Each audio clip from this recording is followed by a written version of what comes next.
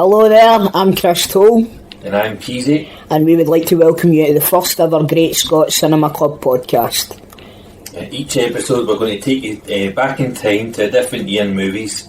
We're going to share our memories, opinions and stories of the films of that year.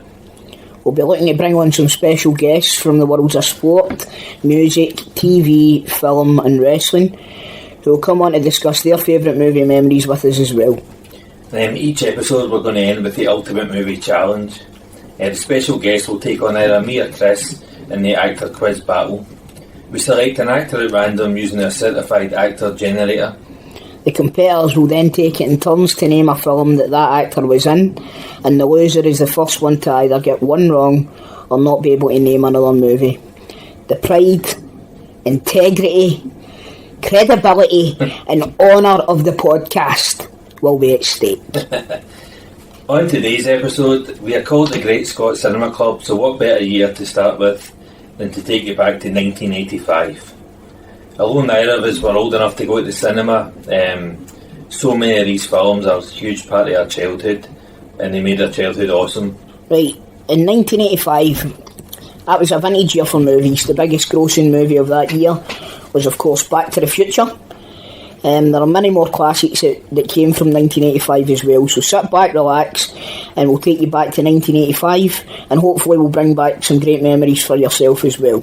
Right, so Keezy boy, the first film that we need to talk about, I think, is Back to the Future. Okay. Absolutely. So, what's your memories of the first time that you seen Back to the Future? So I was thinking about this the other day, and one of the main things about Back to the Future was how cool it made skateboards. That's true. I remember watching it and right away I want a skateboard. Aye. I thought I could get to my mate's house and record time holder onto the back of a motor. Come bro, you'd have been run over in about 2 seconds. I wouldn't have made it down the street. I wouldn't have made it out of the driveway. Aye, but that as well, I mean, like, even like, you still to this day see people dressing like Marty McFly. Aye. You know what I mean? It's such a huge pop culture movie. Everything for, obviously you've got all the merchandise and stuff like that, but you've got a special piece of merchandise that for Back to the Future. Oh no, in fact you don't, it was somebody else that got it, wasn't it? That's right, aye. So tell a story, Keezy, what was it? It was the Christmas present for my sister. Aye. She says, I've got you something that you love but something that you hate and you'll never guess what it is. I was like, you got me a DeLorean for Back to the Future? Just how did you get it for that? So why do you love it and hate it then? Because I don't drive and I hate motors. Aye. But I love the DeLorean. Suppose. But then so I was delighted with my wee mini DeLorean. I was like, oh, that's brilliant, what a sister. We get to my grand's bit, she's handing out presents to my big cousin Stuart. Want to see the size of the DeLorean he got? One of the ones that you could use as a skateboard. I was raging. Aye, no wonder. And I tell you what, see if you're listening, you're a disgrace. Right, what else was I going to say about this film? What can be said about this film? Great actors, characters. Aye, great absolutely. story. I mean, the characters still stand the test of time now, you know what I mean? Like, has there ever been more of a bastard than Biff Tannen? You know what I mean? Oh, he was such a wit, man. You just never tire of scudding him. You see, when George punches him, man. Aye. Oh, what a moment. That is a pure cinema moment, isn't it? Amazing. Well, it was on at the Royal Concert Hall with the orchestra playing. And it was... The concert was packed and we're watching it and he gets to that moment. Aye. And the place erupted as if it was the first time we'd ever seen it. Yeah. I was like, that's amazing. I know, that's a brilliant setting to watch movies in though, with the orchestra and stuff. Obviously we'll talk about other films that we've seen in that setting, maybe in future episodes. But getting back to the Future, as I was saying, such a huge pop culture movie, and the references still get made today. I mean, for how long were people lying about the date that Marty and Doc go into the future just so that they could put a picture on Facebook? Coming up on Facebook every other day. Aye, it's anyway. But people do anything for likes, don't they? So Screw them all. Anyway, was there anything else you were wanting to say about Back to the Future? Not really, just the other thing was in the Universal Studios this year. That's right, you were in there recently, weren't you, on holiday? Walking through, and then there it was, glowing.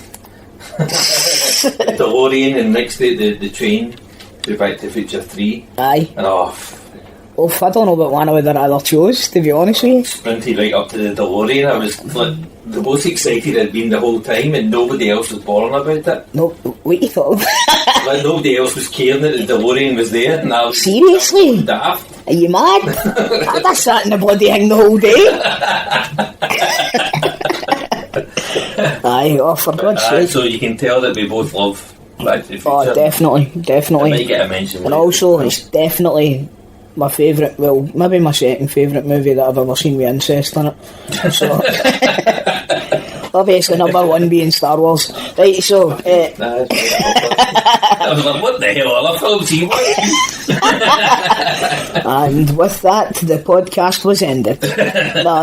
So, the next two highest grossing movies in 1985 star the greatest man of all time, and my personal movie hero, Sylvester Stallone. So we've got Rambo: First Blood Part 2, yep, which was the second highest grossing movie of 1985, and then my absolute favourite. I can't convey my love for this movie enough, man. You know it. You know it. It's Rocky IV. Sylvester Stallone in 1985 single-handedly stopped the Cold War. You know what I mean? He's dealt with, obviously, Rambo's. I think the Russians were involved in that and all. Bloody Russians. No good bloody commies.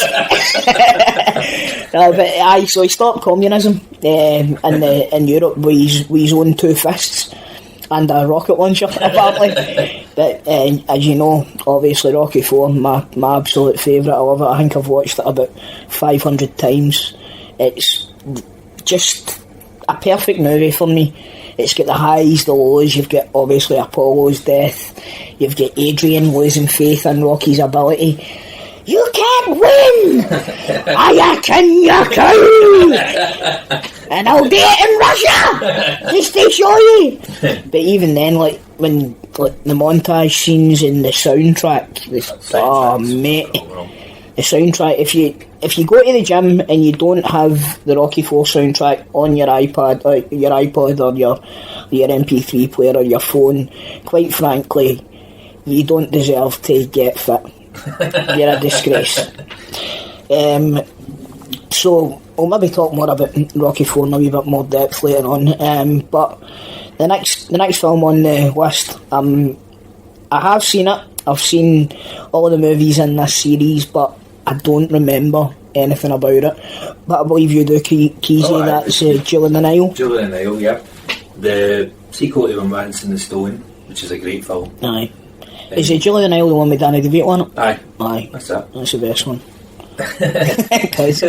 Because my dad's in it.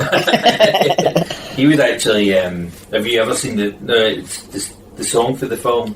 Billy Ocean, when the going gets tough. Mm-hmm. Have you seen the video? I've seen the video for it. It got banned for Top of the Pops because they weren't allowed to show Danny DeVito fake playing the saxophone. Seriously? When people fake play the saxophone live on their stage every week? Exactly. Oh my God. What was going on there? But this isn't as good a film. But the chemistry between Michael Douglas and Kathleen Turner's off the charts. Aye. Kathleen Turner was a handsome woman in her day. Oh, definitely. Aye. She's no Kelly LeBrock. She certainly is not. So then we've got the next film is a film which, if you're listening to this and you're of ages with myself and Keezy here, you'll definitely have a place in your heart for the Goonies. Oh, definitely. The Goonies, what a film, man. The original kids' adventure movie. Aye. Without a doubt, it's, you know, a lot of them come out around about that time, like the Never Ending Story and stuff like that, but the Goonies is the pinnacle of it for me. in the summer when you're hanging about with your pals, Mum will go down the woods for an adventure, and you go down and chuck a couple of walks and go, this is crap. And got Scot for road. Aye, you're down there to try and recreate. The Goonies, I know. That's it, man. That's it. There's a place up here where I live, and it's called the Penny Pond, and you need to go a mad trek to get to it, right? And kids used to go to collect tadpoles and stuff like that. And I remember the one day we were all going up, man. It was like the Goonies. It was, and know what it was like? It was like a cross between the Goonies and Stand By Me. It was immense, and like you said, like everybody had that wee group of pals. You know what I mean? Where you all ripped the mick out each other and stuff like that, and you had the smart one and the stupid one and the fat one, and I was describe me there. Smart one and the stupid one. It tells you all you need to know about you. Thinking you can be the both of them at the same time. But it's what a film, man. I mean, even by the way, there's scary bits in the Goonies. Oh, definitely. That's Chunk. When Chunk's looking for, what is he? He's looking for? Is he trying to escape, or is he looking for the toilet or something? And he goes into Sloth's cell. For a while. Rocky Road. But it was, again, it's a movie that's definitely close to my heart. And if you're, in fact, not even, if your age is where you should be passing movies like this on to your kids. I mean, these films have got to live on. But I know. I mean, all it takes is for them to come on the TV, because if somebody catchy sight of but what is this? All depending. I mean, I remember I was watching something with my boy, and it was a movie, but it was like the special effects were dreadful. I can't remember exactly what it was, and this was his exact phrase to me: the graphics in this are rubbish. Right? And he just didn't want to watch it after that. So you can understand that as well. Exactly, right? But the Goonies was all real stunts. And Sloth still looks like he's actually a big disfigured guy. Oh, does he? I mean, it's like it's phenomenal. It's like the movie. In the film, I thought in real life. No. I think the guy that played Sloth's actually passed away. Oh, right. Pretty recently, but my favourite Goonies story is me and my big mate Gravy. We went to New York. We went to New York for WrestleMania 20. But it coincided with St Patrick's Day, so there was a bit of drinking done on this trip, right? So we'd been out in the town pretty much every night, out to restaurants and out for drinks and stuff, and out meeting friends and family and things. And on the last night, we had been to the pub because we were there to watch a football match, right? And, so we get back to the hotel and we're half canned, you know what I mean? Well, alright, I'll tell you what, Mum will go and get some McDonald's, we'll come back, we'll get showered and changed and stuff, we'll head out and make the most of our last night in New York. So we get back to the hotel. I've got $30 worth of McDonald's in my bag, he's got $30 worth of McDonald's in his bag. You know that way when you're drunk and you think, I'm going to eat everything in the world. It was one of the ones, right? And so I says, right, I tell you what, we'll stick the telly on, we'll eat this McDonald's and we'll get ready and we'll head out. So stuck the telly on, and what's just started? The Goonies, right? So I was like, right, get the feet up, get the McDonald's out. But got to about halfway through the Goonies, the food and the drink overtook, fell asleep, man. Missed my last night in New York because of the Goonies. See, if it had been any other film, I wouldn't have put my feet up to watch it, you know what I mean? And the Goonies, if you're watching or if you're listening to this, you owe me money. I missed my last night in New York, you rat bastards. No, but as I said, it obviously still holds a big place in my heart, and it's a film that if you're flicking through the channels and it's on, you'll just watch it for whatever it is to the end. Oh, definitely. It's a classic, an absolute classic.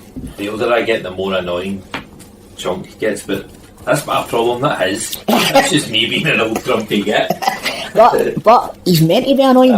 Do you know what I mean? Like, all his pals get pure annoyed at him, so that shows you how well the wee guy played the role. Definitely, you know what I mean? He's excellent. After the Goonies, we've got right, this film here is, this wasn't in the top grossing movies, but what a film, right? And it's starring the main man. If any of you know Keezy, you'll know what he's about to tell you, but for any of you who don't know Keezy, Keezy's got a favourite movie and a favourite actor, and he will not be budged on this. Keezy, tell them who your favourite actor is. I proudly declare that Robin Hood, Prince of Thieves is my favourite film of all time. My favourite actor, Kevin Costner. Right, now, I've had a few discussions recently about the best actor in the world, right? The best actor of all time. I'm not going to discuss it just now, but Kevin Costner never even got a mention after anybody that I spoke to about it. And why would he? Just because he's your favourite doesn't mean he has to be the best. Oh, no. No, right, I think we can agree on that one, mate. So, the film that we're going to talk about is a tour de force for Costner. Now, Keezy, as Costner's biggest fan, you would think knew this movie, but I actually had to introduce Keezy to this movie. And could he get it in DVD? Could he hell? When he did get it in DVD, tell him what happened to you, Keezy. The only copy I could get was the US region, so I had to go and buy a US DVD player just to watch this film. The name of this film is American Flyers. Now, this film deals with absolute tragedy and overcoming obstacles like you wouldn't believe. It's about a pair of brothers who are cycling. Is it the Tour de France? Is it? I think it's like an American equivalent or something like that, but it's a big road race. It's a big road cycle race, and it's honestly, it draws a tear to my eye still when I'm watching it, man. It's a great film, but nobody will have ever heard it. I know, that's the thing, but I tell you what, see if you're... How you found it, but I'm glad you did. Do you know how I found it? Manty had it on VHS years and years ago, and I watched it. And then, do you know what, this will be a theme that comes up through the podcast, where I tell you, I watched that movie in Manty's on VHS years and years ago, because I used to go and stay with Manty every Friday night and we go to the video shop. So, American Flyers was one of the ones that I watched in her house, and I think I was cycling through the Sky channels one night and it was on, but I just caught the arse end of it kind of thing. I did just the very end of it. It was on Sky? Aye, and I thought it reminded me, so I went and I got the DVD. I managed to get the DVD, no bother at all. I don't know what I was doing then. and when I got it, I watched it again, and it stood up to my expectations. It was still a brilliant film. Aye. And like I say, it's got performances for Costner, and I'm not sure who the guy is that plays his brother, to be honest with you. It was a guy called David Grant, but never done anything else really, no. He was good in it as well. Alexandra Paul's in it. Aye. Who the hell's Alexandra Paul? Do you watch Fame? Oh, come on. Give me a break, Keezy. I knew Pamela Anderson and Yasmin Bleeth, and that was it. The one that wasn't as good looking, it was like the... David Hasselhoff. He was better looking. Belter. But if you've never seen it, if you've got the means to find it somehow, definitely recommend giving it a watch. A fantastic film. As is the next movie on the list. Again, if you're ages with me and Keezy. In fact, do you know what? See if you're an 80s kid at all, this movie should resonate with you totally. It's The Breakfast Club. Now, I don't think you've seen The Breakfast Club, have you, Keezy? I've seen it, but I can't really remember much about it. No. Well... Other than the famous scenes that get shown and other things. Well, that's what I was going to say, actually. It's another movie that's got so much pop culture references made towards it. It's been covered in The Simpsons, it's been covered in South Park, loads of other sitcoms and stuff like that.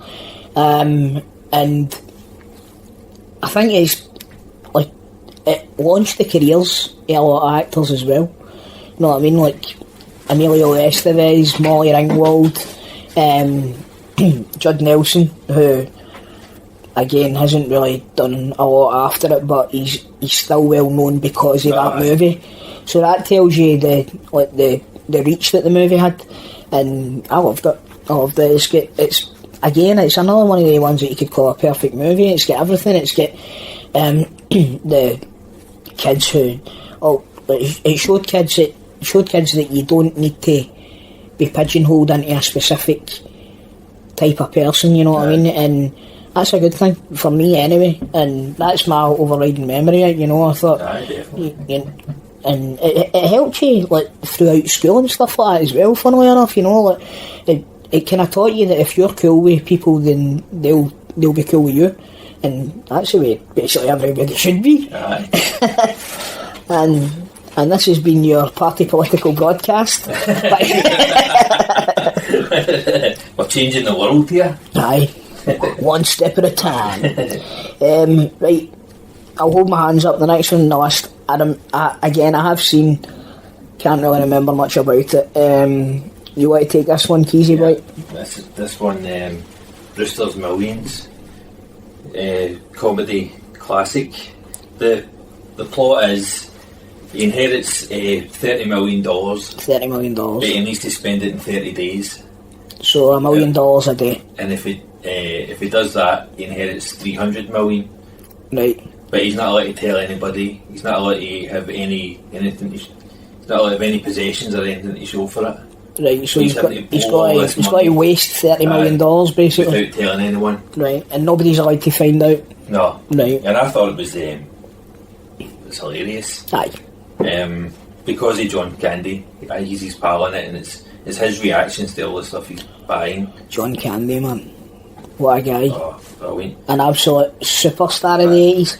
I think this film actually got panned when it came out, but I loved it. Aye, I remember enjoying it as well. Aye, to be honest with you, but as I said, I don't have any I've seen it a long time ago. It's a great idea having to blow. I think that's what Michael Carroll thought was happening when he won the lottery. He needs to blow this 10 million as fast as he can. Aye. I saw him on the Twitter the other day, and somebody said he'd spent the full 10 million. So he said he spent it on drugs and booze and hookers. Aye. And then he wasted the rest. That's an old George Best quote, aye. So Michael Carroll's pal's as much an arsehole as Michael Carroll. But I think I definitely want to watch this again. Aye, Brewster's Millions. I think it's a film that I would actually like to watch again because it's Richard Pryor. Do you know what I mean? Richard Pryor's a master. One of my favourite comedy actors, and I'll get slated for this, but I still love him, is Eddie Murphy. Aye. But see, if there wasn't a Richard Pryor, there would not have been an Eddie Murphy. Definitely not an Eddie Murphy, you know what I mean? He basically admits that in his stand-up show. You know, like Raw and Delirious, he talks about how much of an influence Richard Pryor had on his life, and Richard Pryor is as big as he was at the time. I think he's underappreciated now. Oh, definitely. You know what I mean? He was an absolute master of comedy, definitely. A master of comedy. You say John Candy as well. John Gaff, I know. I like John Candy. John Candy, eh? What's your favourite John Candy movie? I'm going to go for... I loved Cool Runnings. Cool Runnings? Aye. Tear Glass Eye stuff. Yeah, it's Tear Glass Eye stuff. Oh. I'll give you Tear Glass Eye stuff. Planes, Trains and Automobiles, my friend. Yeah.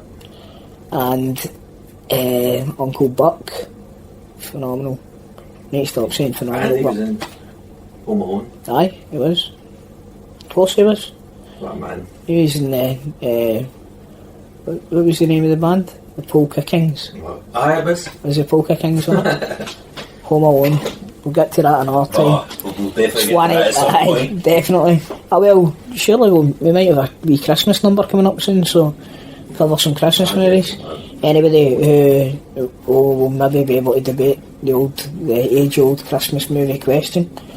But again, we'll come to that on another one. I think every single person in the world knows what I'm into there. Aye, so after Brewster's Millions,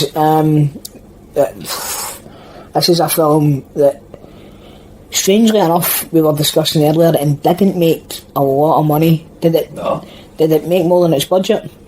Oh, aye, it was a hit that way, but compared to the Rambo 2, aye, Aye, well, I know, but I think it was a lot to do with the was it studios that were behind them at the time, you know. But this one's Arnie's. Is this Arnie's only movie in 1985? Well, he was in Red Sonja, wasn't he? But aye. we don't want to really Red talk Sonja. about that, don't we? Bring that up. It's a his great name. Aye, it's solely the name of Conan the Barbarian. Aye, so Commando. Commando's it's just a pure belter of a goodies versus baddies movie, innit, man? It's see if you're going to kidnap somebody's brain, try and not make it Arnold Schwarzenegger's. Do you know what I mean? He's flat. John Matrix and what do you call it? The guy that played Bennett again, the villain in Commando, who you say is one of the worst villains of all time, but it was Vernon Wells or something. Vernon like Wells, wasn't it? That's right. Aye. So No, I said he's a bit camp. he's a bit camp, but surely Yeah, John. aye, but the fact Hey, John. I know, but the fact that he might shag you makes him scarier. Well, I mean, but no, seriously, I think Commando's in my top 3 action movies of all time. There you go. Now, bearing in mind, as I said earlier on, because it's one of my favourites, doesn't mean that I'm saying it's one of the best. Right? Aye. It's one of my favourites. It's a film that I could watch over and over again. You can quote the lines, Oh, the I know. the puns, and it's absolutely Aye. brilliant, isn't it? Please don't disturb my friend. He's dead tired. Still laugh at it. Aye. Then he just manages to get out a plane that's hurtling down a runway. The guy... See, if you were going to build an action star, if somebody went like, draw me an action star, that's what it would look like, innit? Definitely. You know what I mean? He was like the living embodiment of G.I. Joe in this movie. He was unreal. And also, get a wee bit of a dig into Stallone in this movie, didn't he? What did it say? It was, I believe the quote was, I eat green berets for breakfast. A wee dig at Rambo, basically saying, aye, Rambo's good, but John Matrix is better.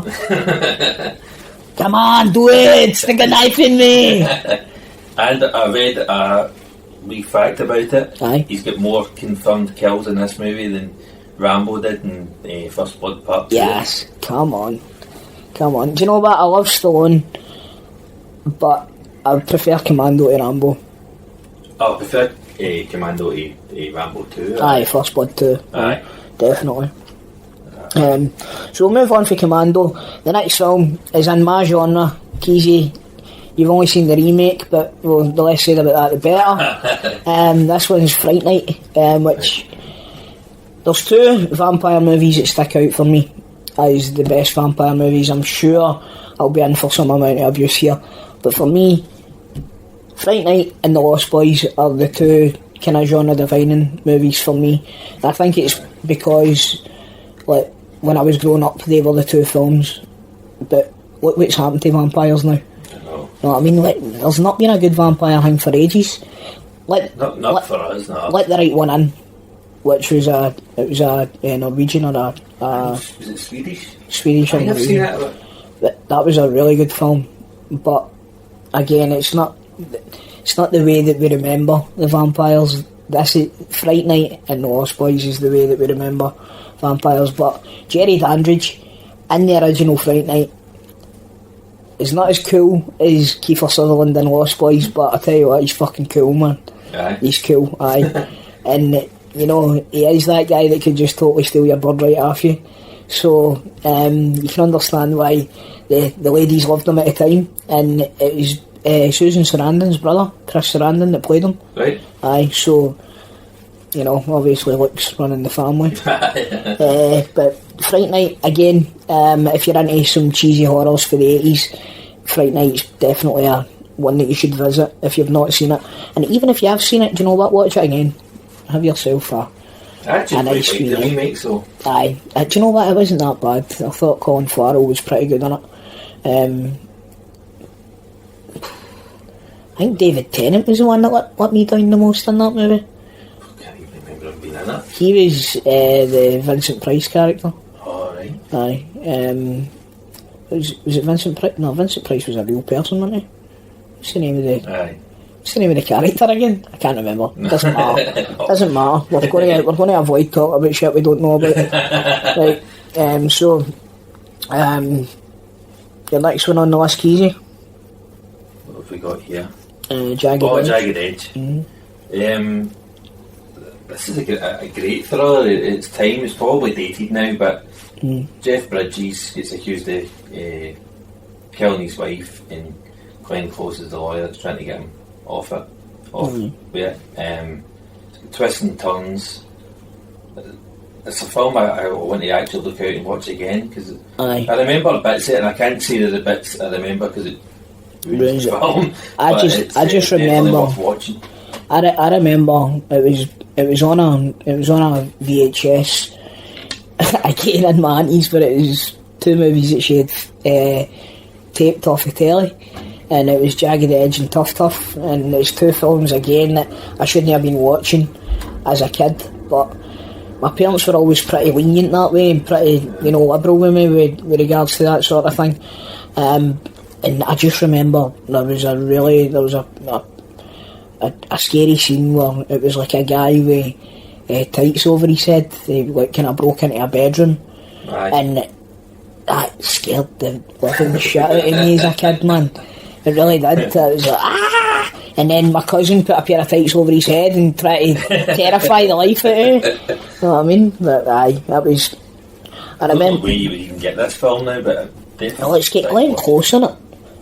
Aye. Isn't it? So surely there's got to be some sort of... You'll be able to get it on DVD or something, I would think. The next one on the list here is... That was a huge movie in 1985. It was Mad Max Beyond Thunderdome. I don't know much more about this movie except that the theme song for it was absolutely belting. I think it was the biggest selling single in the world that year. We Don't Need Another Hero. It was brilliant. Didn't even get to number one in the UK, but of course it didn't. We probably had shut up at your face on at number one or something at that time. You know what? In fact, that's your job. Find out it was number one in the UK and that was number one everywhere else in the planet. Mad Max isn't the type of films that I didn't even like the film everybody was going daft with, like the newer one. The one with Tom Hardy in it. I didn't get it. I've never been moved to watch much of them, to be honest with you. Love Mel Gibson. Mel Gibson, and even now, like Charlize Theron and Tom Hardy, if they were in anything else, I would watch it. It's just the actual Mad Max thing I think I don't like. I'm not into this post-apocalyptic stuff, really.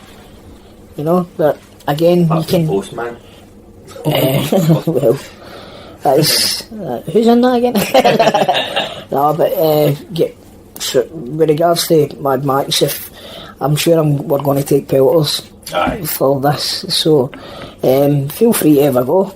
State your case as to why we're wrong, and I'll tell you what, see if you convince me, I'll watch them, and I'll hold my hands up, and if I enjoy them, I'll hold my hands up and admit that I was wrong.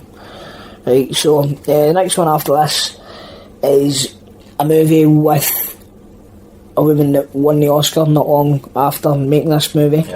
Not for this movie, but in my opinion, her performance in this movie is way better than her performance in the movie that she did win the Oscar for. Definitely. And that's Cher, and the movie is called Mask, the story of Rocky Dennis, who had like facial disfigurements and stuff, and it was about him trying to get himself into kind of normal school and stuff like that, and try to acclimatise into living a normal life with this debilitating kind of disease that he's got. It's also a film that's got a great favourite of mine, Sam Elliott, in it. The finest moustache in Hollywood history. Tom Selleck, be damned. Yeah. So that film, again, it's a film that's kind of close to my heart because as anybody you know me, I stick out like a sore thumb. So I kind of could sympathise with Eric Stoltz's character in the movie because obviously people looking at you and saying like, what's the script with him? Why is he the way he is, kind of thing, So I kind of felt as if I'd walked in his shoes when I was watching it, and it's a movie. Tearing up here. Sorry, mate. Sorry. No, but the closest thing that I've seen to it recently is Wonder. Right. The film with Julian Tremblay. Is that what you call the young boy? He's phenomenal in it. The wee guy is so good in this movie. Again, I need to stop saying phenomenal. But he's... That's a great film. Aye. Owen Wilson and Julia Roberts, Owen Wilson. Again, that was another film that I felt as if I had lived, and I watched that with my wee boy, and I think he kind of felt the same way. You know what I mean? Because I'm not ashamed to say that a tear was shed watching Wonder, but it was shed watching Mask as well. Oh. And it wasn't because Cher was terrible in the movie, which in later performances she certainly started to not be quite as good. Once she bagged the Oscar, I know, she started phoning it. Bagged the Oscar. Hello? Which is Eastwick? That sounds like a great shout.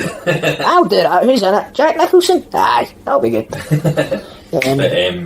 By the way, which Eastwick was fucking good? I don't know what But I heard Cher talking recently. She said that she watched this back and said her favourite thing about it was how hot she looked at 40. Aye, she's not vain in the slightest. I know. Straight though. What's your granny doing tonight?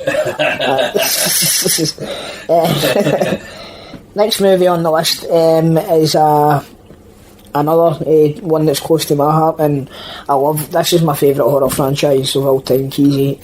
Nightmare on Elm Street Part 2. This one is my least favourite of the whole series. However, see, if it didn't have Freddy Krueger in it, or it wasn't called Nightmare on Elm Street Part 2, it would have been an awesome horror movie. But I think the fact that the one that went before it and the one that went after it were both so much stronger than Freddy's Revenge. I think it kind of blots that movie. The other ones were what they were. Right. But Nightmare on Elm Street 2 was so far diverse for Nightmare on Elm Street 1 that it kind of alienated Freddy's audience, if you know what I mean. So, and also there was a lot of homoeroticism in it, which isn't a bad thing, obviously, but it gets the name of being the gay Elm Street movie, which, fuck it, who cares? But it was, it certainly opened my eyes as a kid watching. Was it still scarier? Oh, it was scary because it was a bit ridiculous, right? Because Nightmare on Elm Street 2, like Freddy gets kind of brought into the real world, and there's a scene at a house party, at a pool party, and it's just so the special effects are dreadful, and it's just so cringeworthy. You just don't want to watch it anymore. You know what I mean? But it has got some pretty cool scenes, like Freddy climbing out to another human being, which was pretty cool. Aye. Kind of touches on some subjects that are prevalent today as well, but again, not something that we want to go into on the podcast just right at this minute. Definitely not Prince Andrew. So we've got after Nightmare on Elm Street 2, we've got Police Academy 2. A guilty pleasure of mine, man. The Police Academy movies. I know they're crap. Aye, that's it. When you're a kid, aye. Laugh, exactly it. Laugh your ass off. You need to watch one of these films again. I don't know, man. I think I might. Well, apart from Michael Winslow, he's awesome. Michael Winslow is awesome, but come on, man. You've got think of the characters, right? The storylines were outrageous, right? But like you've got Mahoney, Tackleberry, Hightower, Zed, Sweet Chuck. You've got Jones, obviously.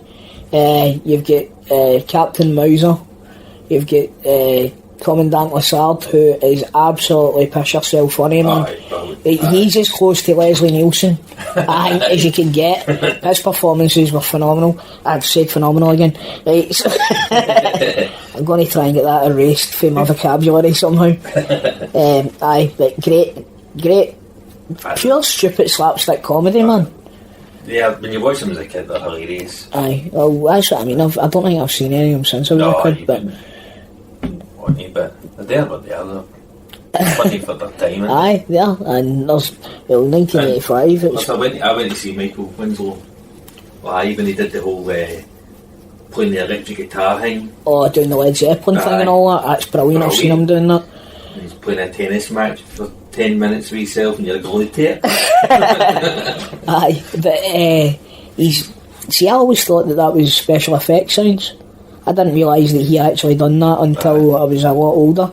And a mutual friend of you guys, Davy Stewart, right, pointed out to me, he's like, I'm going to see Michael Winslow. I was like, the guy from Police Academy? Aye, what's he doing? Well, he's doing stand-up. I was like, alright, is he funny? He's like, aye, he just does all his sounds. I was like, what? he can actually do that? But then I looked up videos of him on YouTube and stuff like that, and what a talent, man. What a talent. Like, aye, so good. Like, the next one on the list we're not going to talk about just now because obviously we're getting close to Christmas time, so Santa Claus the movie we can talk about that when we get to the Christmas episode of the podcast. You've not seen it? No. How have you managed to get to the age of 37 and not seen... I've never seen it. I don't even think I've seen the Tim Allen one. Was that the Santa Claus? Aye. Right, I've seen that again, another one that just escapes my memory, but Santa Claus the movie, mate, come on. I promise I'll watch it. Right, I tell you what, that's your challenge, right? Between now and the Christmas podcast, you need to watch Santa Claus the movie. Alright? Right. Mate, it's got Dudley Moore in it. What's not to like? You're right. Right, so, the next movie, again, that we're going to talk about is St Elmo's Fire, another John Hughes, Brat Pack era, kind of Rob Lowe, Demi Moore, Emilio Estevez, Molly Ringwald, all of those like kind of nucleus actors that were used in these teen movies during the 80s. I like this movie a lot. It's a good coming of age movie, so it is, and it's like coming from being a teenager into becoming an adult, right, and how you cope with that and you cope with the challenges that you face. And I mean, like, there's one where like Emilio Estevez's character is in love with Andy McDowell's character, but Andy McDowell's character's married, and she kind of leads him on without trying to lead him on, kind of thing, and it's about him trying to come to terms with the fact that he can't have this woman that he loves. And it's great. Demi Moore's performance in this movie is phenomenal. She plays a drug addict, and Rob Lowe is great in it as well, but Rob Lowe was great in the 80s. Although, in fact, Rob Lowe's still great now. Do you know what? He was on a mad thing in ITV recently, and it's, I don't know the name of it. It was Wild Bill. Wild Bill. Was it good? I enjoyed it. To be fair, you know what I mean, if you've got to, if Rob Lowe on ITV, that's the kind of equivalent to having Rob Lowe on BBC. But he's kind of came back again because he was brilliant in Parks and Recreation. He kind of rejuvenates that and makes it. Takes it up a level, I'd say. Rob Lowe's brilliant. Well, I'm struggling to think of something that I've seen him in that I didn't enjoy, man. He was great in Austin Powers, he was great in Wayne's World. He was obviously like Youngblood and films like that. He was brilliant in them. And him and Patrick Swayze, what a guy. Patrick Swayze, actually. So, we'll spend plenty of time talking about him. You better believe it. So, also 1985, Again, getting back to the name of the podcast, the Great Scot Cinema Club podcast, based on obviously Great Scot, the quote from 1985's highest grossing movie, Back to the Future. This is another film starring Michael J. Fox, which, funnily enough, I seen in my aunties when I was a kid. Teen Wolf. Now, if Teen Wolf taught us anything, it's that the hairier you are, the sexier you are. What do you think? And apparently it makes you better at basketball as well. Aye, if you turn into a werewolf. Aye. And amazingly, you can stand on the top of a van that's hurtling down a street at 70 mile an hour and not lose your balance. So, fair play to the Wolves. It's, again, Michael J. Fox, an absolute classic. What a superstar he was. There was very few. Do you know what? Especially for being such. I know this is going to sound daft coming from me, right? But see, especially for being such a wee guy. You know what I mean? Like, in the 80s, the movies were all a bit larger than life characters and stuff like that. Michael J. Fox, coming from Canada, took over Hollywood, man. Definitely. You know what I mean? And he was just so charismatic on the screen and everything. You know, like absolutely. And looking back, I mean, I don't think we spoke about this at the beginning. Actually, he wasn't the original Marty McFly. No, this should have been the year of Eric Stoltz. Aye, I know, and there was he was filming Family Ties. Was it, or Family Matters? Family Ties, I think. It was his TV show, wasn't it? Forgive me if it's the wrong name, but he was supposed to be tied up doing that and couldn't take the role when it was originally offered to him. So Eric Stoltz got the shout, and then they wrapped on Family Matters, or Family Ties again, sorry.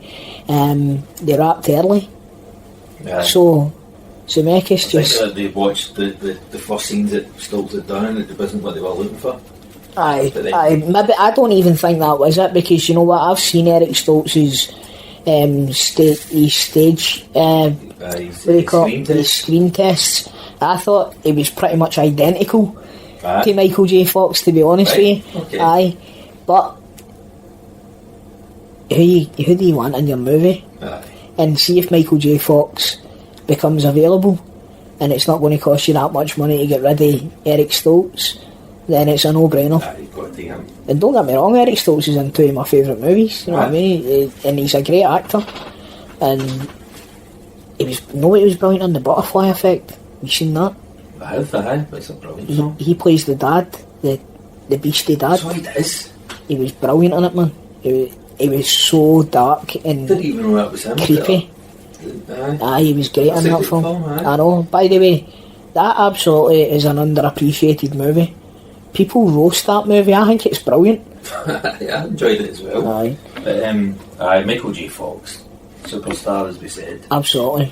Potentially, see if it wasn't for the Cold War, Michael J. Fox would probably be the star of 1985. But I think you've got to get to Stone.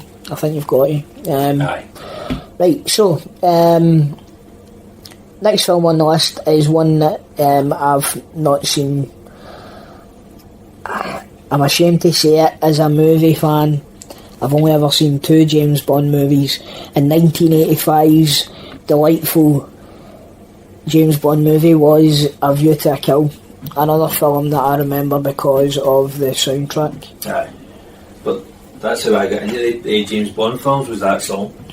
Seriously? I heard it on the television, I was like, what is that song? And it was at the end of the film, and I think it got repeated. I was like, oh, there's that film again, I watched that. That was the first James Bond film I watched, A View to a Kill. That was the first one you watched? Aye, all the way through. So who played Bond in that? It's Roger Moore's last outing? Last James Bond film. Roger Moore was cool, wasn't he? Aye. I loved all the Bonds, but Roger Moore was even cool. George Lazenby? Aye, I liked that film as well. What was it, On Her Majesty's Secret Service? Aye. That was... Do you know what? I'm a liar. I've seen that. I've seen that film, aye. That was kind of more of the Saint. I get a kind of the Saint vibe off it. The Her Majesty's Secret Service. Right. Aye, but But as we say, the same was Roger Moore. So it is, right enough, aye. But aye, that's Roger Moore's James Bond and Christopher Walken's the villain. Oh man, Christopher Walken. So the Christopher Walken Foo Fighters story, love it. So Dave Grohl says that Christopher Walken was going to be presenting them with an award at some awards show in America, and Christopher Walken comes up to Dave Grohl and he says, "Dave, you know the name of your band. Is the emphasis on the Foo or is it on the Fighters?" So Dave Grohl knew what to say here so that he could get Christopher Walken to say it in a specific way. He says, "I think it's on Fighters, Chris." He says, okay. So he goes out, he says, "Ladies and gentlemen, Foo Fighters!" Oh, great stuff. I love watching people doing Christopher Walken impressions. And there's so many people that can do absolute belters. Aye, honestly, Christopher Walken, I think he's probably the easiest guy to impersonate, man. But aye, he's brilliant in this film. Yeah, but he's a great villain in everything. Definitely. Do you know what I think his creepiest role was? Genuinely Pulp Fiction. See when he's telling that story. Yeah. I hid this uncomfortable hunk of whittle up my ass. But thing who's in it as well, Grace Jones. Grace Jones. I've met Grace Jones. Unbelievable. I know.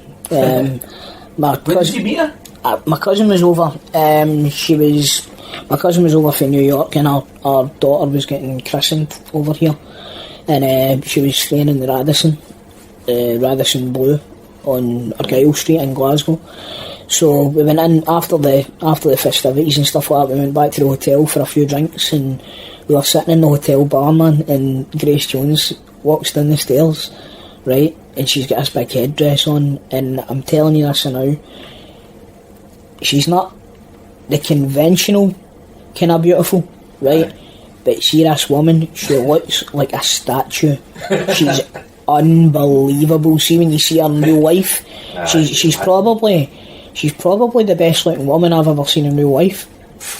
Know what I mean? Wow. And I've seen a lot of women in real life.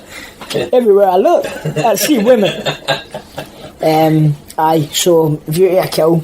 The other thing I was going to say about this film is, I think it's the Bond film I've seen the most. No, maybe The World Is Not Enough is the film I've seen the most. The World Is Not Enough. Aye. That's the Bond movie you've seen the most. It's the first one I saw in the pictures, so it's my favourite one. I know. I've only seen one of them in the pictures, and it was Casino Royale. And I'll put a question out for anybody that's actually listening to this, right? See if you can guess what the other James Bond movie is that I've seen. So I said that I thought I'd only seen 2, but I've seen 3. So I've seen On Her Majesty's Secret Service, I've seen Casino Royale, and I'll let you guess. The first one that guesses the right answer wins a thumbs up.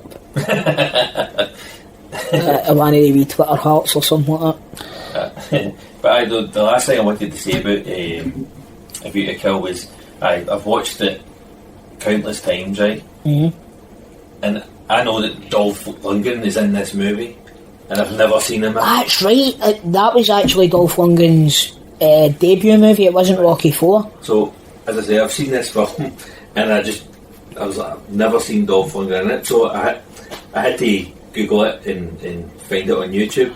And no wonder I can't remember him in it. The Starbucks coffee cup had a bigger role in Game of Thrones. Just standing in the background. The bottle of Iron Brew in Avengers. he doesn't say anything, doesn't do anything. How the hell is he like in the official cast list then? If he's just a background actor? I think they added him in years later. Aye, he's still Rocky IV's Thunder. Bastards, I knew I'd never liked James Bond for a reason.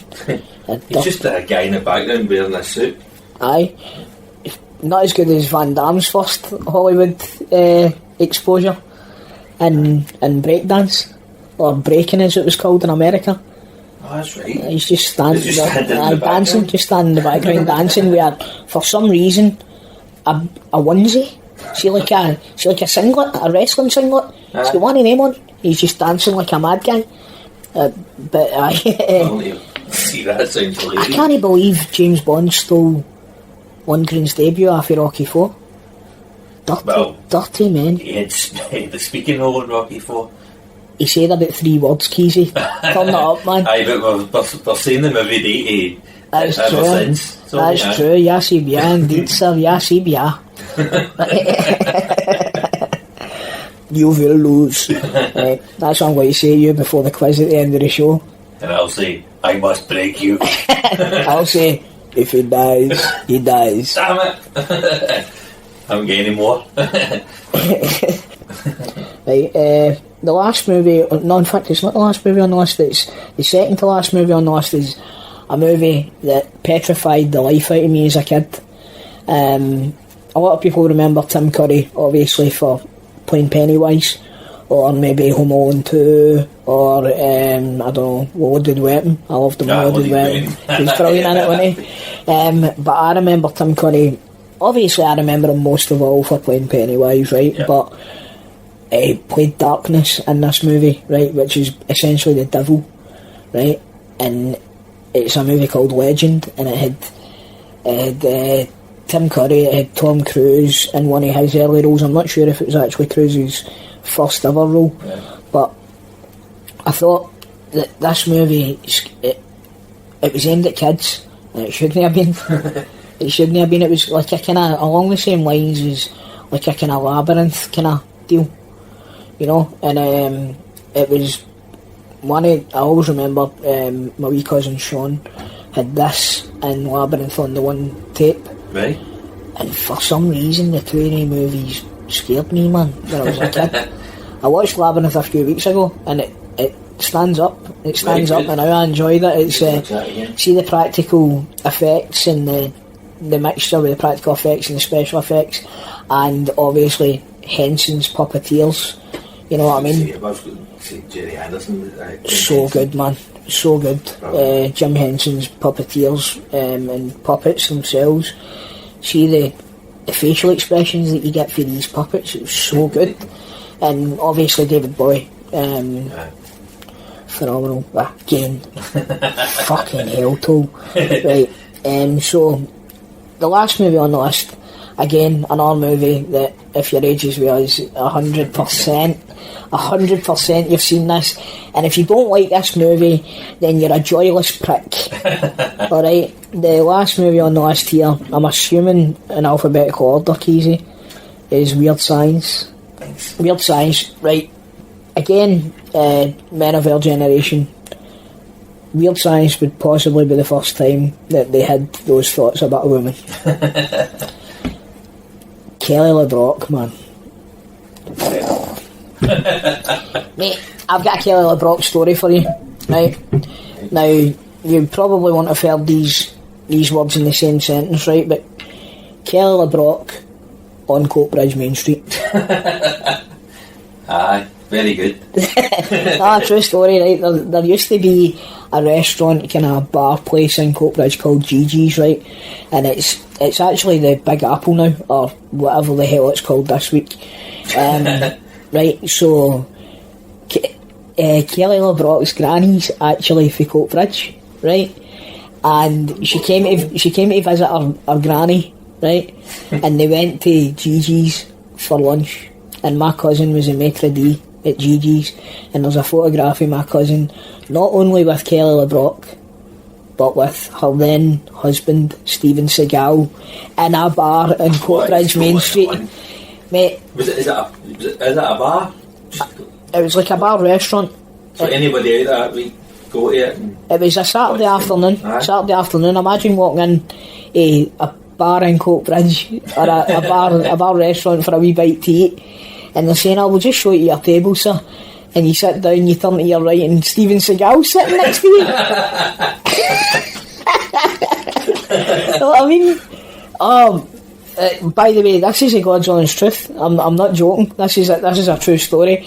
Our granny obviously would be dead now, or else we could look her up somehow. Do you know what I mean? Find out where her gravestone is, in case Kelly turns up. I don't know what you thought about in case she turns up. You'd be sitting next to it with a bloody laptop out, trying to create her again.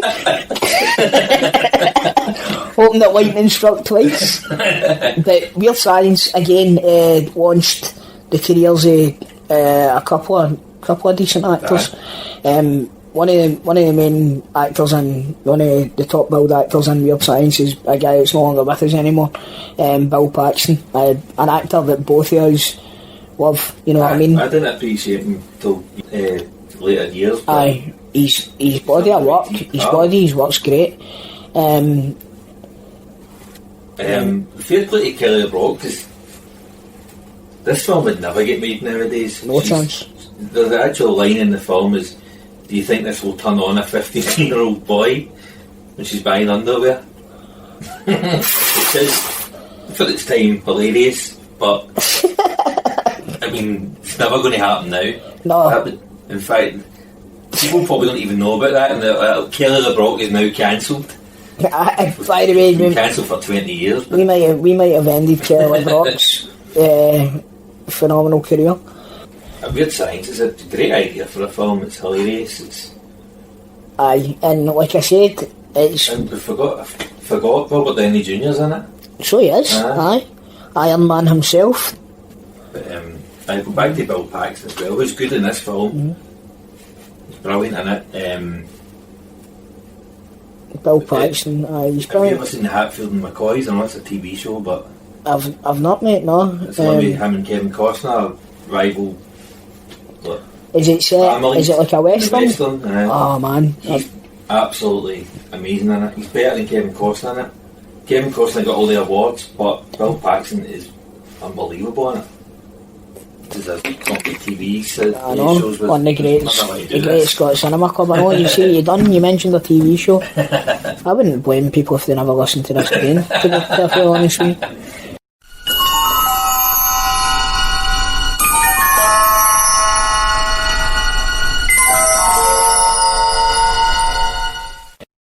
Right, so this leads us to one of the final segments of the podcast. We're still doing our top three? Well, that's what we're going to do just now, yep. What we'll do is we'll pick our top threes for 1985, our own personal top threes. So, hit me easy, boy. What is your number 3 movie? I've changed it slightly because I forgot about Commando. Commando, of course. That's at number 3. Right, so for me, my number 3 is going to be The Goonies. Great choice. The Goonies, right. And do you know what I'm going to do? I'm going to leave Rocky IV off the list. Because Rocky IV is my favourite movie of all time, so obviously that would have been number 1 on the list. So what I'm going to do is pick my top 3 for the rest of the movies. Right. Alright? So... Glad you explained that properly. Instead of just going through with your top 3 not mentioning Rocky IV, and I fell off my chair. You'd have fell off your chair. the thing with the any sort of credibility that we would have had would have been out the window. Right, so what's your number 2 then? Number 2 is Rocky IV. Rocky IV makes it in at number 2 for you. My number 2 is, I'm going to say Commando actually. No, in fact I'm not. I'm going to say The Breakfast Club. Aye? I'm going to say The Breakfast Club, aye, because as I said, that's a movie that I can watch again. Same as Commando, but I think it's possibly a better movie than Commando, even though Commando is absolutely outstanding. As a movie, it's better. So, what's your number 1? Is our number 1 going to be the same? It's got to be, hasn't it? Yeah. No shocks here. Back to the Future. Yep, same for myself. Back to the Future, because Rocky IV has been disqualified from the list. So aye, that's our top 3s of 1985. Be sure to hit us up with your top 3s if you're listening. I'd love to hear them. Definitely, without a doubt. But looking through all these films that we just spoke about there, like 1985, absolutely brilliant year. And see, when I was reading the list of all the other films that we haven't spoke about, there was none like, I hated that film or that. Aye. I know, I had a look. Really like that, is it? I had a look through basically every movie that was released in the cinema in 1985 when I was doing a wee bit of research for tonight, and there wasn't really anything that stood out as being a complete stinker. No. Nothing. The two big omissions for our list, because we haven't seen them, but they were the two Oscar contenders. Was The Colour Purple and Out of Africa. Out of Africa. But I don't think anybody wants to listen to us talk about those films anyway. I could talk about Whoopi Goldberg for hours, but definitely, but not for The Colour Purple. No. And Oprah Winfrey was in it, wasn't she? Aye. Fair play to Oprah turning her hand to acting. What a collection of films. And definitely an absolute stellar year, movie wise. By the way, the next episode's going to need to take a right good swing at this to beat the lineup of movies for 1985. So why don't we put it out to people that are listening and see if they want to suggest a year that we should cover next? Definitely. What do you reckon? Great idea. Go for it. Right, so again, if you are listening and you want to hear another episode of the Great Scott Cinema Club podcast, then hit us up and tell us which movies that you want. Sorry, which year you want us to cover. You can reach me at Crispy Toll. That's at CHRISPYTOAL on Twitter. Keezy is Keezy2411. Yeah, KWESY2411. On Twitter as well, and we will have an official Great Scott Cinema Club Twitter up and running shortly. Yeah, definitely. So this leads us to the end of the podcast, so we will now play the actor quiz movie battle. We're going for it. Actor quiz movie battle! This is where I get nervous. Well, as we said earlier on, the rules are simple. We'll generate a random actor and then take it in turns to name a film that actor has appeared in. The loser is the first person to get one wrong or fail to name a movie. Okay, so let's have a look at the random actor generator.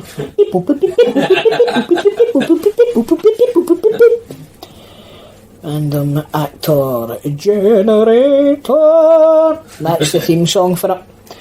Right, okay, so Keezy, give me a number between 1 and 6. 4. Leonardo DiCaprio. So we can't do that because we had a wee test run of this podcast the other night and Leonardo DiCaprio was the actor that came up, so we'll go for new random actors. Right. Give me a number between 1 and 6. 3. You're not going to believe this, man. Leonardo DiCaprio again. Is it Leonardo DiCaprio's website that you're on? It's LeonardoDiCaprio.com. Right, this is better. Leonardo isn't on the list this time. Right, okay. Right, so give me a number between 1 and 6. 4. Ooh, George Clooney. That's a tough one. Up against it here. Aye. Could I take the first victory? I knew this was going to I'll happen. bet you any money you still beat me. Right. My mind's going blank. Right, let's do this. Right. Let's get it over and done with. Right, so you got a coin, I've got a coin. We're going to toss a coin and we'll see he who gets to go first, right? You ready? Heads or tails, Keezy boy? We'll call heads. Heads it is. Tails never fails my fucking arse. Right, okay, so George Clooney, go. Batman and Robin. The Men Who Stare at Goats. 3 Kings. Ocean's 11. Up in the air. Ocean's 12. Ocean's 13. You son of a bitch.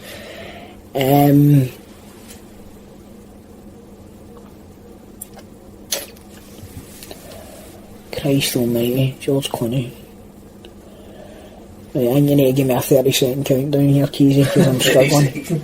Aye. It's fine. I'm struggling as well.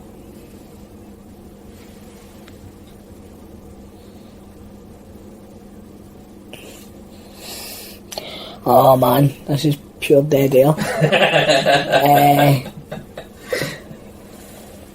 Christ almighty, there's going to be one that's pure obvious and I'll have forgot. There'll be a few. There will be a few. In fact, who am I kidding? There's going to be one. There's going to be about 100 that I've forgotten.